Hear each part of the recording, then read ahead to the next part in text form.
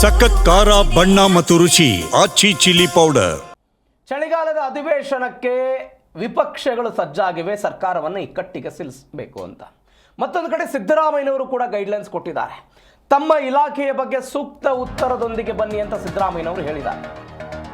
ಶಾಸಕರುಗಳು ಕೇಳುವ ಪ್ರಶ್ನೆಗಳಿಗೆ ಸಚಿವರುಗಳು ತಮ್ಮ ಇಲಾಖೆಯ ಬಗ್ಗೆ ಸೂಕ್ತ ಉತ್ತರದೊಂದಿಗೆ ಬನ್ನಿ ಅಂತ ಸಿದ್ದರಾಮಯ್ಯನವರು ಹೇಳಿದ್ದಾರೆ.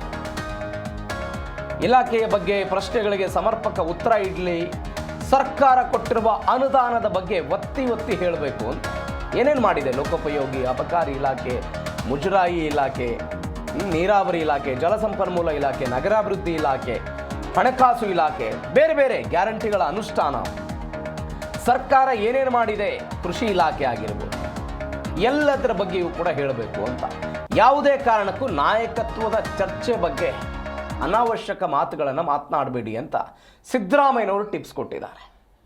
ಈಗ ಸಹಜವಾಗಿ ಬಿಜೆಪಿ ಅವರು ಏನು ಹೇಳ್ತಾರೆ ನೋಡಿ, ರೈತರು ಹೋರಾಟ ಮಾಡ್ತಿದ್ದಾರೆ, ಅಂಗನವಾಡಿ ಕಾರ್ಯಕರ್ತೆಯರು ಹೋರಾಟ ಮಾಡ್ತಿದ್ದಾರೆ, ಅನೇಕ ಸ್ಪರ್ಧಾತ್ಮಕ ಆಕಾಂಕ್ಷಿಗಳು ಪರೀಕ್ಷೆ ಇಲ್ಲದೆ ಉದ್ಯೋಗಗಳು ಸಿಗ್ತಾ ಇಲ್ಲ ಅಂತ ನಿರುದ್ಯೋಗ ಸಮಸ್ಯೆ ತಾಂಡವಾಡ್ತಾ ಇದೆ ಅಂತ ಪ್ರತಿಭಟನೆ ಮಾಡ್ತಾ ಇದ್ದಾರೆ.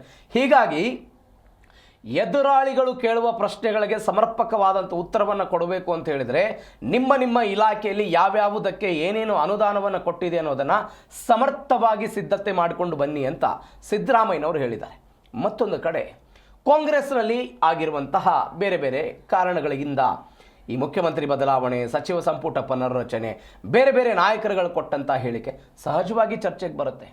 ಅದಾದ ನಂತರ ಲೋಕಾಯುಕ್ತ ವೀರಪ್ಪನವರು ಕೊಟ್ಟಂತಹ 63% ಭ್ರಷ್ಟಾಚಾರ, ಆ ಹೇಳಿಕೆಯು ಕೂಡ ಚರ್ಚೆಗೆ ಬರೋ ಸಾಧ್ಯತೆ ಇದೆ. ಸಿದ್ದರಾಮಯ್ಯನವರು ಈ ಕಾರಣಕ್ಕಾಗಿಯೇ ಅವರ ಸಚಿವರುಗಳಿಗೆ ಹೇಳಿದ್ದಾರೆ, ಸರಿಯಾಗಿ ಸಮರ್ಥವಾಗಿ ಎಲ್ಲವನ್ನ ತಯಾರಿಸಿಕೊಂಡು ಬನ್ನಿ ಅಂತ.